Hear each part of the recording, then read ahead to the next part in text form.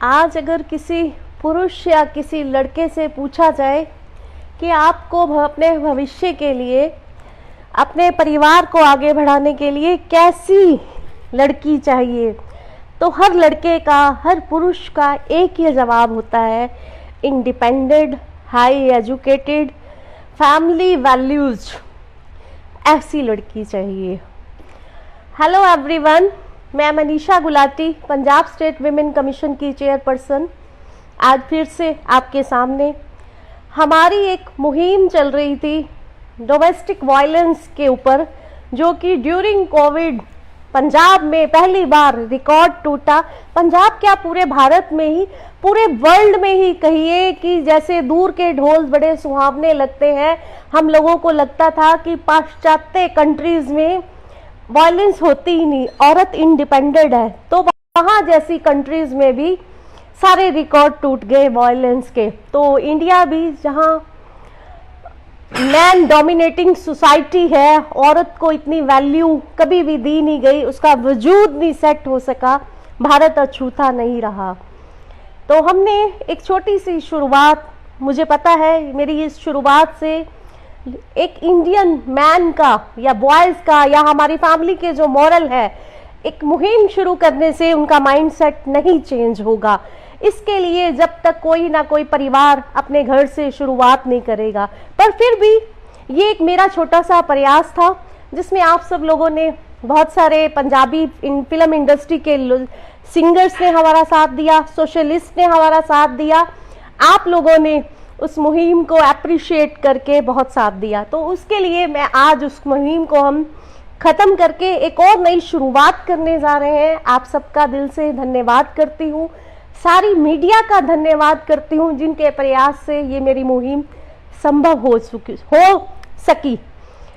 तो अब आगे बढ़ते हुए, आज आप सब लोग अगर मुझे सुन रहे हैं और मुझे आज आपसे एक पूरे 5 मिनट में, ज़्यादा लंबी बात नहीं करूंगी, पर मैं चाहती हूं कि मेरा अंत तक आप ये मैसेज जरूर सुने, और अगर आपको लगता है कि मैं कुछ सही कह रही हूं तो मेरी इस मुहिम में आज मेरा साथ दीजिए। मैंने आज स्टार्टिंग में एक बात की कि लड़कों को ऐसी ही लड़की चाहिए, इंडिपेंडेंट वुमेन हो, हाई एजुकेटेड हो, फैमिली मॉरल्स हो, और ये बहुत अच्छी बात है, ये एक हर लड़के का सपना होना भी चाहिए। पर उसके बाद, और मोस्ट ऑफ द बॉयज अपने इस प्रयास में या फैमिलीज कामयाब भी होते हैं, उसके बाद ये वायलेंस क्यों? शादी होते ही ये जो एक ड्रीम है, एक ख्वाब है, वो आर्गुमेंट्स और वायलेंस में कैसे चेंज हो जाता है? अगर ये कोविड जैसी प्रॉब्लम 21 सेंचुरी में पहली बार अगर सबके साथ हुई है, तो स्ट्रेंथ बन के सामने आना चाहिए था। ये वायलेंस क्यों? इसके बहुत सारे कॉज हैं, बहुत सारे रीजन है। आने वाले समय में मैं इस पर आपके साथ चर्चा और इसकी रूट कोज तक जाने के लिए आपके साथ जरूर टाइम टू टाइम बात करती रहूंगी। आज मैं आपसे एक छोटी सी स्टोरी, कुछ मिनटों की, शेयर करना चाहती हूँ। भगवान जब इस सृष्टि की रचना कर रहे थे, तो सबसे ज्यादा उनको इस रचना करने में, औरत की रचना करने में सबसे ज्यादा वक्त लगा। तो एक भगत ने पूछा, एक भगत ने, उनके दूत ने भगवान से पूछा, हे ईश्वर, इतना समय औरत की रचना करने में? ईश्वर ने जवाब दिया, ये मेरी सबसे अद्भुत रचना है सृष्टि की, जो आगे लेके जाएगी। भगत ने कहा, ठीक है प्रभु। उसने छू के देखा, ईश्वर, ये है प्रभु, ये तो बहुत नाजुक है। ईश्वर ने कहा, देखने में नाजुक जरूर है, पर ये इतनी मजबूत है कि एक तरफ 100 आदमियों की विल पावर और एक तरफ अकेली औरत की विल पावर चैलेंज देगी। इतनी मजबूत है ये, इतनी मजबूत है, एक आत्मा में से आत्मा निकलेगी। मां बनने का वरदान सिर्फ औरत में ही होगा, इतनी मजबूत है। दूत ने कहा, अच्छा ईश्वर, ये इतनी मजबूत है। उसने दोबारा से उठा, उसने औरत के गाल को छू के देखा। उसने कहा, हे प्रभु, ये गालों में मुझे इसको छू के ऐसा लग रहा है स्त्री के कुछ नमी है, गीलापन महसूस हो रहा है।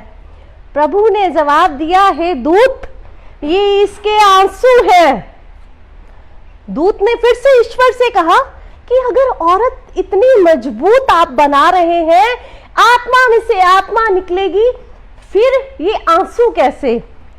ईश्वर ने कहा, ये इसके आंसू, ये जो औरत के आंसू होंगे, ये इसकी जिंदगी में कभी हाँ बनेंगे, कभी दुआ बनेंगे, जो कि मेरे तक पहुंचेंगे।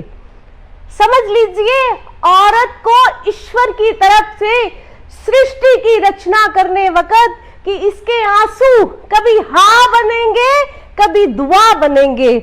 उसके साथ साथ प्रभु ने जवाब दिया अपने दूत को कि इस औरत के आंसू जैसे जैसे निकलेंगे, ये कमजोर से ताकतवर बनेगी।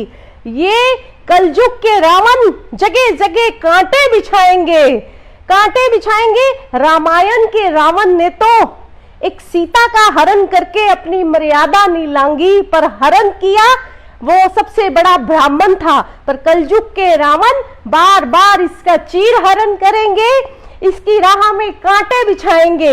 ये एक सीढ़ी पे पग रखेगी तो वो उसे 10 बार नीचे खींचेंगे, पर इसके आंसू इसको दुर्गा बना देंगे, इसको लक्ष्मी बना देंगे, इसको सरस्वती बना देंगे, इसको बहुत ताकतवर बना देंगे।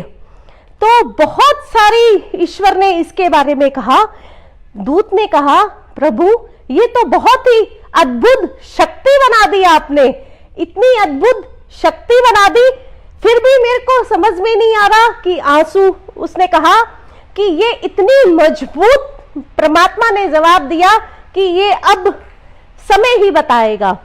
उसके बाद ईश्वर ने अपने दूत को जवाब दिया, इतना सब होने के बाद भी एक त्रुटि रह जाएगी। त्रुटि मतलब कमी रह जाएगी औरत की रचना करने वक्त। दूत बहुत चकित था कि ईश्वर ने इतना कुछ करने के बाद भी अद्भुत रचना भी कह दिया, फिर भी बोला एक त्रुटि रह जाएगी।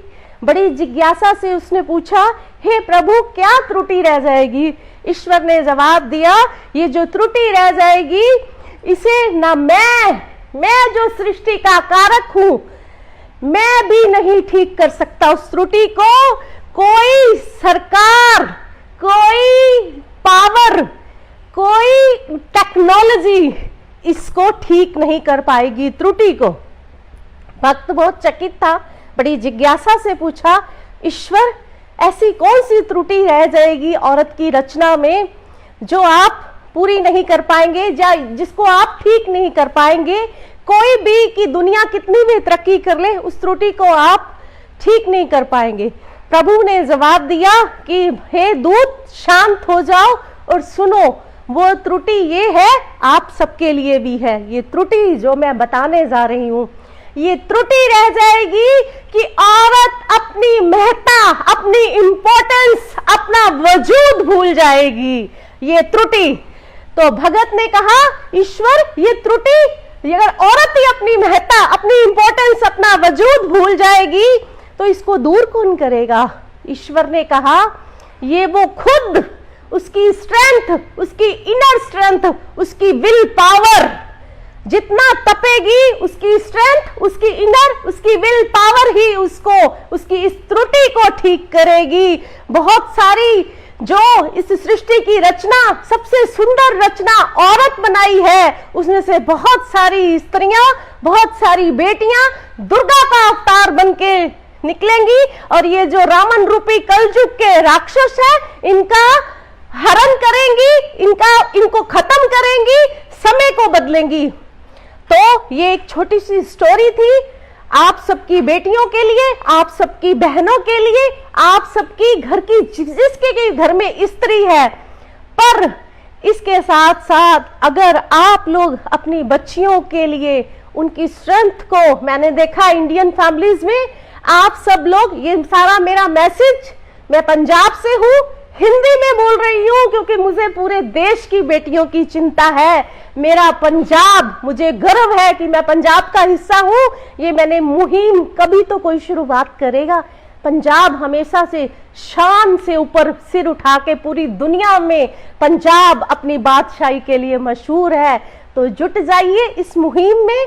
मेरी आप सब लोगों से अपील है, अपनी बेटियों के सुनहरे भविष्य के लिए, उनकी इनर स्ट्रेंथ को, इस अद्भुत रचना को जो ईश्वर ने बनाई है, जो सृष्टि को आगे लेके जा रही है, उसको स्ट्रांग करने के लिए हर परिवार, जिंदगी बहुत छोटी है, बहुत सुंदर जीवन है।